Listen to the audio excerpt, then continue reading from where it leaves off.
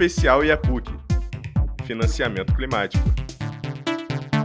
Olá, eu sou o professor Edmar Almeida, eu sou professor do núcleo KPMG IAPUC de Transição Energética, que é um núcleo que foi criado para debater, discutir e estudar a transição energética no Brasil, né? Um dos temas que a gente vai estudar sobre a transição energética é justamente o problema das finanças climáticas, né? E para isso, nós trouxemos hoje aqui um grande especialista internacional das finanças climáticas, que é o professor Luiz Maldonado, da IE University, da Espanha, que nos brindou com a participação no seminário sobre finanças climáticas que está sendo organizado na PUC-Rio e que vai conversar conosco nesse podcast sobre o futuro das finanças climáticas. Eu vou fazer essa entrevista com o professor Luiz Maldonado em inglês, so I will switch to English. So first of all, thank you very much for being here with us. My pleasure. It's a great honor to have you here. Excellent. And to talk about climate financing, which is a very, very complex issue. So let's try to make it simple for the public. So, Professor Maldonado, what is, in your opinion, a good definition for climate financing? And what is also the importance of climate financing for the energy transition in the world? Yeah, the best way I can describe that is we as humankind and countries, as representatives of our lives, decided over the last few years on several initiatives that have made for a very ambitious climate action plan. The awareness about the importance of climate change and what would be the impact on our life on Earth is more than tested scientifically. And I would say 2015 was a crucial year because we both defined the Sustainable Development Goals. The United Nations published those goals as a very important target towards 2030. And at the same time, it was signed the Paris Agreement, which actually defines very ambitious targets on not going over the 2 degrees Celsius increase in temperature compared to the pre-industrial level, and have the best effort towards a target of 1.5 degrees Celsius. What does that mean? That means a huge change in our economies. Reaching those objectives means a very ambitious climate agenda, which entails very important industrial changes and very important shift of the portfolios of financial institutions and so on. And we define climate finance precisely as the financial needs, resources, and instruments that are needed in order to arrive to this very, very ambitious climate agenda. So I think that is probably the best definition I can come across of climate finance. Thank you very much. So climate finance is the money that we will put on promoting the energy transition. And the idea most probably is that we will try to find some money at good terms for the investors, in the better terms than normal money. So one thing that is very common when we discuss climate finance is how to distinguish normal money that we put investments in, other types of non-energy transition projects from climate financing or green bonds, for example. How do we distinguish these two types of money, and how do we avoid greenwashing in climate finance, in your opinion?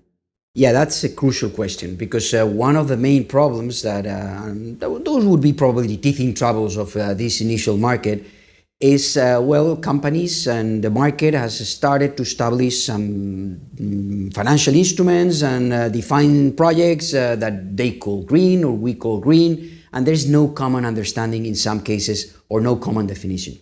Probably the best effort that has been done globally in order to achieve to a common understanding are the so-called taxonomies. The first one was published by the European Union. And basically, taxonomies are a common understanding, a dictionary of terms of what do we understand by green and non-green and what are the elements that define common definitions around that. Taxonomies are being defined not only definitely at the European level, But there's been a great effort being made in Latin America, where we have already taxonomies in Colombia and Mexico, and Brazil is working on its own taxonomy. Definitely looking very closely at what other regions, and namely the European Union, has done. But that is probably the best global effort or regional effort, national effort at large, in terms of defining the different aspects that are in the end arrive to a common understanding of things. Excellent. So there is some ways to avoid greenwashing, hopefully, in the future. Yeah. Maldonado, in your opinion, is the availability of funds, the climate financing availability, is it aligned with the current ambition of any transition, with the needs that we have to allocate massive funds for accelerating any transition? How is your view about this? Okay, it's a big challenge. We cannot hide that we need a whole very large amount of money. We are estimating on the rounds of $8 to $9 trillion yearly for the next at least 7 years up to the 2030 threshold. And that is a huge amount of money. Does that mean that is not possible? Well, I think it needs and requires the effort of everyone. Definitely, it needs both public and private sector involvement. It also needs the deeper development of instruments, and we have already provided ourselves with important instruments. Not only green bonds that you mentioned, but there's thematic bonds of many sorts, sustainability bonds, SDG-linked bonds, gender bonds, social bonds. So there are many things around the sustainability agenda that we have developed in the last few years and capital markets have developed, but we definitely need to mobilize a very large amount of capital in that sense. And that definitely requires that both financial institutions make an effort in mobilizing, but also corporate sector and governments and multilateral financial institutions.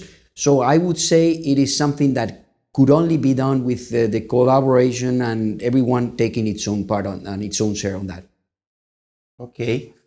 And more specifically, the developing countries. The developing countries have a more complex issue, which is the fact that they have a low level of capital market development. So some of these countries have not access to capital in their own capital market.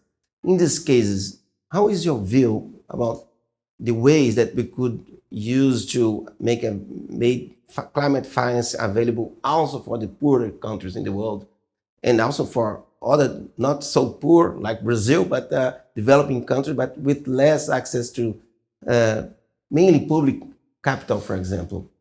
Okay, I mean, there's very interesting projects in emerging economies. And for example, Brazil has a huge opportunity in power shoring and many other areas. And definitely that is something that will bring a lot of attention. That does not necessarily mean that the money has to be raised locally. So when we find a good project, a sustainable project, and one that makes sense, definitely you will find international investors to tap with. And that is probably the way forward. So when we think about how emerging markets are going to get projects of this sort, the important thing that probably we need to think about is that the whole community of international investors could actually be partly tapped in order to get the resources for those very important and very interesting and ambitious projects that are coming from emerging economies. So, excellent. Very, very good insights. Thank you very much for sharing your views on climate finance with us. And we look forward to discuss with you this and other issues in our coming seminar. Thank you very much, Professor Maldonado, to be here with us. My great pleasure. Thank you very much. Thank you.